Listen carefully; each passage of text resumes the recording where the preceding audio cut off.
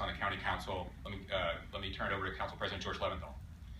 Thank you, Tom and Roger, for putting this event together. I'm surprised at how clumsily this has been handled by the majority of the Board of Elections. I'm surprised that they didn't understand that it is wrong and likely illegal to coordinate prior to a meeting with the majority of members of the board. I'm surprised that the concept of violating open meetings law never even occurred. I mean, these are things that we don't do. We don't make decisions in the back room prior to coming forward with only members of one party, and it's just surprising to me. I don't understand what was the thought process that made the majority of this Board of Elections think that maybe people wouldn't notice, or that was it an intentional fight that was picked? Was it an intent to have this argument? It's really mysterious to me, the motive. And so we want to govern on the basis of clear criteria. The clear criteria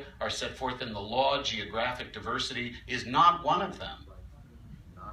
It's not something that was ever suggested.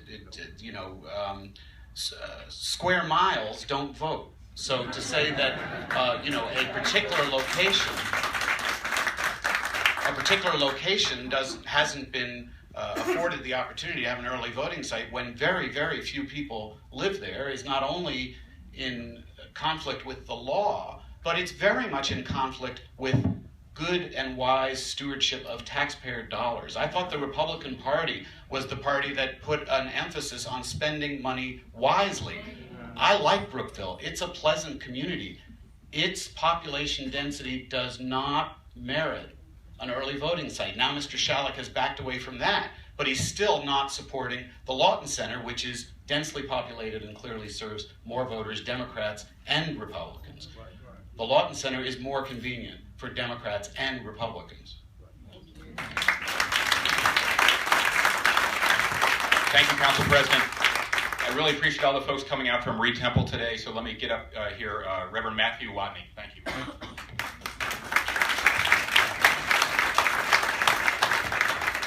Preach in the name of the only name that matters, Jesus, who is the Christ, and I am amazed at how 20 years ago, actually more than that, as an undergraduate student at Howard University, I learned terms like gerrymandering and poll tax, grandfather clause, and I thought those are relics of an era gone where local individuals sought to disenfranchise wholesale groups of people from the right to vote.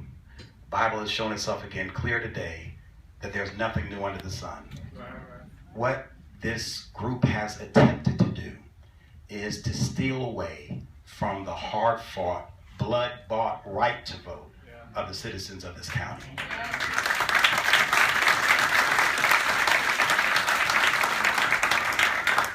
I'm a minister, I'm not an attorney, but the terms arbitrary and capricious comes very much to mind. How do you justify moving away from the two sites which it has been said may comprise up to 25% of the voting power? What's the rational basis that one would use to justify such a move? My prayer and our stand together, not just Reed Temple, but there are pastors from across the county and churches from across the county and people of goodwill across the county, are very clearly saying and standing today for one thing: this will not happen. You all better get it right tomorrow, or we'll see you on Thursday at the state board.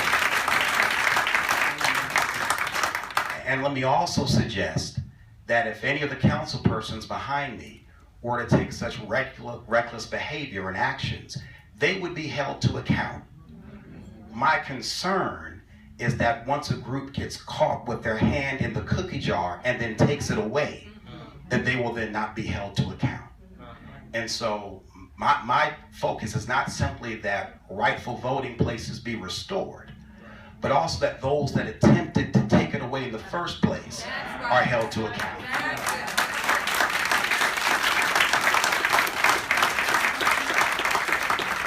At the end of the day, the right to vote in a republic is sacrosanct. It is beyond the pale to consider anyone taking that away. And we, as the group of believers from Reed Temple and across the county, stand today to say it will not happen.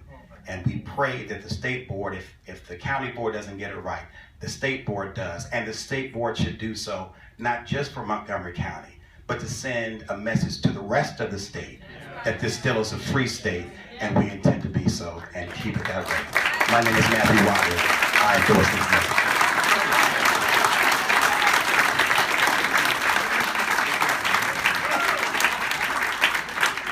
Thank you, Reverend Watney. I didn't see my council colleague, Sidney Katz from the 3rd District is here as well. Come on up. Thank you very, very much, and thank you all for being here. Today is a wonderful day for Montgomery County for a poor reason.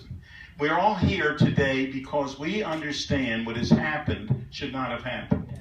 And we are here today to say to Jim Shalik and to other members of the Board of Supervisors of Elections that we've all made mistakes. But what the difference is that we have to admit that we made a mistake and correct it. From what we understand, he wants to correct half of it, and that's another mistake. We need to make certain that we are doing what is right. I think that Councilmember Berliner and Councilmember Hucker and Councilmember Navarro and all have gotten it right, and Council President, that we need to make certain that the 9 voting sites that were there originally remain, and let's expand it. There's nothing wrong with expanding it. When they first talked about doing away with the Praisner Center, I thought afterwards, and we had a discussion about it, and I thought afterwards that they said that the Praisner Center went from the lowest turnout, or the second lowest turnout in Montgomery County, to being the second best turnout in Montgomery County. Now, Governor Hogan is a business person. There's nobody who would have had the second worst store that became the second best store and close it without any kind of explanation. Why would you do that? This is an opportunity for the Montgomery County Board of Supervisors of Elections to get it right, not to continue this embarrassment, not to take it to the state, say we're sorry, we made a mistake, let's work together so we don't make a mistake again. Thank you all for being here.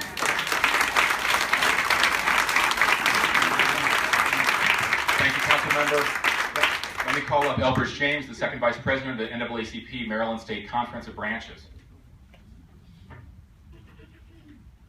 Good afternoon. Thank you for the County Council to present this important legislation, and we need to continue it.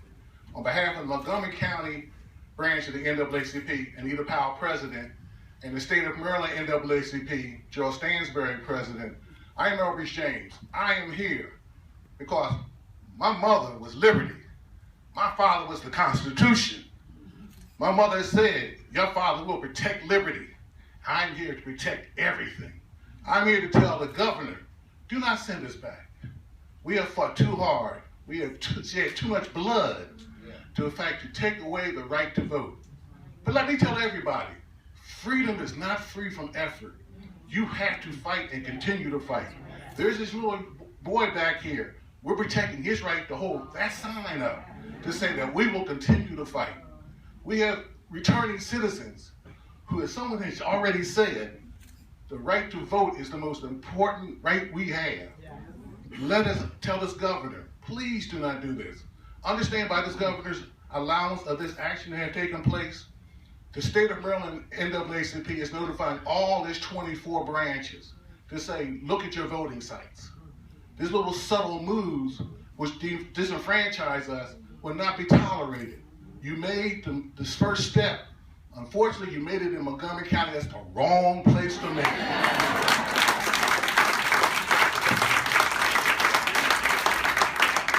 The citizens of Montgomery County, especially those of us that don't have a political fight, but a constitutional and a living right, are here today to say, no, this will not happen. I applaud everyone that is here. I applaud our elected officials for protecting the rights of all citizens. Keep the fight going. Keep the fight alive. Thank you. Thank you, Elbridge. Let me call up one of my most distinguished constituents, Miss Odessa, the Honorable Miss Odessa Shannon. Thank you. is actually the third time that I've spoken to this issue. First here in the county council, at a rally on Saturday, and here today. But before I testified as a member of the East County, as a resident of the East County. Today, I am testifying as the former executive director of the Office of Civil Rights, Office of Human Rights.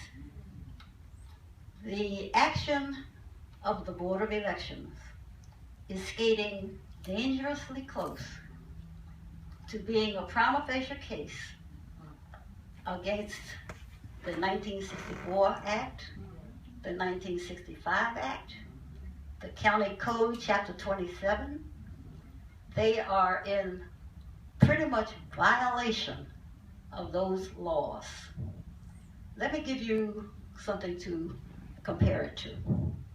In Alabama, they have insisted that voters have ID, primarily motor vehicle ID. That was 4 years ago. This year, Alabama decided to close every county where there was a 75% minority population, voting population. Close them so that it is almost impossible for those people to go somewhere and vote. Now, how does that relate? We want to move from Burtonsville to Brookville, which is 10 miles away, has a bus twice a day, only in the rush hour, morning and noon, where the population is very low density and will not really impact the voting in that county except to lose it. Then we go to Lawton. Why is that a violation of the law? Because we have seniors, a great number of seniors, who use the transportation that's there in order to go vote. Where do they want to move the site? 10 miles away, where there's no transportation, and where the people aren't going to be able to vote. Obviously, as a human rights person, I am very concerned about this, because as I said, it's skating pretty close to violating several federal and local laws. There has been the suggestion that we add 2 sites, but I've also heard that those 2 sites that they want to add are Prisoner and Lawton, which is, excuse me, stupid. Because I don't believe the governor is going to allow us to expand to 11. If they're not included in the first 9 and are in fact number 10 and 11, they're going to be cut off, and they have still achieved their goal of eliminating those 2 sites. So I urge you, as you are all doing, to continue this fight, because we might have a legal fight on our hands. Thank you. Thank you, Ms. Shannon. Let me bring up Jennifer Bevan-Dangel, the Executive Director of Maryland Common Cause. Thank you. Common Cause Maryland was very pleased to work on the original passage of the bill that expanded early voting. So let's go back to the goal and the intent of that legislation. We recognize not everyone can vote on Election Day. People work, people have families, kids get sick. Election Day is not a holiday. Election Day is not a Saturday. And to accommodate for that, the law sought to give people options. To give working families, families with less access to transportation, families with less access to childcare, an easy ability to go to a voting center and cast their vote. Common Cause Maryland is very concerned that the choices that have been made by the election board to move away from a high-density, high-employment center with transit access and populations that need that type of flexibility, and to move those voting sites to areas that don't have those same metrics, that don't meet the criteria that were very carefully hammered out in that original bill. Geographic size was considered when the bill was passed. That's why Montgomery County has as many voting sites as it does. Somerset County only has 3. If Montgomery County wants a conversation about more voting sites, more access to voting for other people living in the county, we welcome that conversation. But to have closed-door deliberations when transparency is a critical part of our government and to limit access to voting to populations who need the early voting sites the most is simply not acceptable, and we do call on the state board to take a very hard look at this and revert back to those existing centers. We'll bring up David Naimon and Mary Ann Keefe from the County Board of Elections. Thank you. We are the good people on the board. Let me first say thank you so very much to the County Council, not only for the remarks today and the remarks last week and the fight they've been helping us with on this issue, but for their help over the years and the support for voting here in Montgomery County. The budget issues, getting an extra early voting site, they step up to the plate every single time on these issues, and I'm very, very grateful. Also, and most important, thank you to this wonderful array of citizens from Montgomery County who are here today, who were at rallies on the weekend, who were at the initial press conference a couple of weeks ago, and who we have all been hearing from through letters, through coming to the board early on and in support of sites, who have sent emails voicing their concerns in support of sites. Unfortunately, we have colleagues on the board who have turned a deaf ear to this, and we're going to continue the fight to make this happen. I am the past president of the Board of Elections in the past 4 years, and I oversaw the process of the early voting sites in 2011 and 2013. I can tell you without a doubt that in both those cases, the process was transparent, collaborative, and nonpartisan. We reached across the aisle. We had communication. We discussed options of early voting sites. The current process possessed none of those traits. And in fact, as the Reverend so rightly said, this has been arbitrary and capricious. There is absolutely no reason to take away Burtonsville and Bethesda. None whatsoever. You heard the statistics. I'm sure you'll hear more about it, so I'm not going to, repeat. But we are here to continue this fight. We're only, if we take the council, the board of election president at his word in terms of his being willing to come back to Praisner, but we're only halfway home with that. And in a baseball analogy, we're rounding second. Until we cross home plate, we're not giving up this fight, and we want both sites restored. Thank you.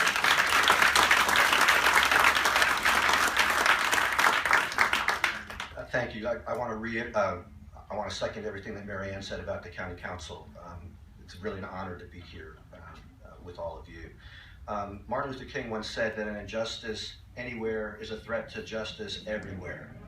And that was certainly what came to mind when we heard about the board president suggesting that he may be rethinking 1 out of 2 early voting sites. My own view is that we cannot accept half of it. President Ronald Reagan said, when you can't make them see the light, make them feel the heat. And John F. Kennedy said, things do not happen, things are made to happen. And I want to thank all of you, the council members, all the citizens. As President Reagan and President Kennedy said, citizens can make a difference, and these petitions and all of you and everything you've done has certainly had the effect of encouraging the majority of the Board of Elections to start the process of backing off. But I'd like to encourage all of you to continue to fight so that all Montgomery County citizens can easily get to early voting. We are halfway there, but we need to finish the job. I don't want to disenfranchise the poor and minority residents in the Burtonsville area, and I'm glad it's looking like we may be on the way to fixing that problem. But I also don't want to disenfranchise the millennials and senior citizens in the Bethesda area. The number one question I received from Montgomery County residents about early voting before I joined the board in 2011 was, why is there no early voting site in Bethesda? It was viewed at that time like it was something that the Democrats were doing to the Republicans for some reason. And in fact, one of our Republican members in 2011 was the first person at a board meeting to say, we should have a site in Bethesda. I have nothing against an early voting site for Potomac, and I would enthusiastically support it if the board moved the lowest performing early voting site there, where only 500 people voted in the 2014 primary election. But does anyone really believe that there's a reasonable basis to take early voting away from Bethesda? Some of you may know that yesterday I had the great honor to have a little debate with Board President Jim Shalick on News Channel 8. And he said yesterday that the majority's goal is to increase our county's dismal, his words, dismal election turnout. I like his goal, but I really have to question his math. This half-baked solution just doesn't make sense. If someone wants to improve overall voting turnout in Montgomery County, not just for one political party or one part of the county, does anyone really believe that the way to do it is to move polling places to less populated areas? Would anyone really choose to move a polling site from a short walk from Metro Rail in Bethesda, where many more people live, work, eat, drink, use public transportation, drive, and shop, to a remote community center in Potomac? There are 30,000 more voting age residents, voting age adults, in the Bethesda Chevy Chase area than in Potomac, and almost 50,000 more than in Damascus. If you take public transportation from Bethesda to the Potomac Community Center, I suggest you bring a book, your iPod, and wear a suit dress or tuxedo. Why? It takes almost an hour each way by bus. And once you get there, you better not get hungry. The closest place to eat to the Potomac Community Center is a mile away, and it's a very nice restaurant with $4 signs on TripAdvisor. So don't stop by for a snack wearing jeans. By contrast, it is a 10-minute drive from Potomac to the Executive Office Building and a 20-minute drive to the Lawton Center. And there are 300 restaurants in Bethesda.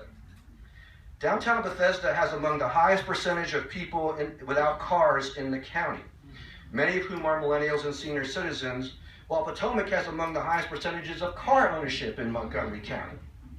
So the majority's effort to improve turnout is to make the people in the Bethesda area without cars travel by public transportation to vote, so that the people in Potomac who have cars and or drivers can have a 5-minute drive instead of a 10-minute drive.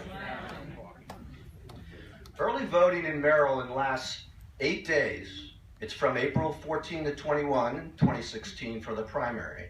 And the polls are open from 10 in the morning till 8 in the evening. So 3/4 of those days are Monday through Friday, and a majority of the hours is during the workday. So if you were trying to increase overall turnout and you wanted to be fiscally responsible in the use of county and state resources, would you choose a site near the city where 40,000 people work every day, that would be Bethesda, or a site at a community center in a more remote residential neighborhood?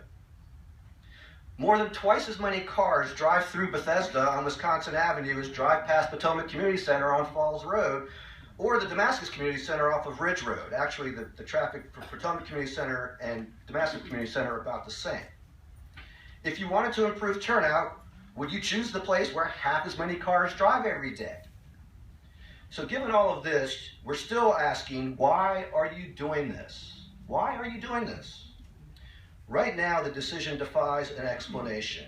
Geographic diversity is not an explanation, but a clever, fancy way to say trying something new without any rational explanation for why some early voting sites are spared and others are kept or added.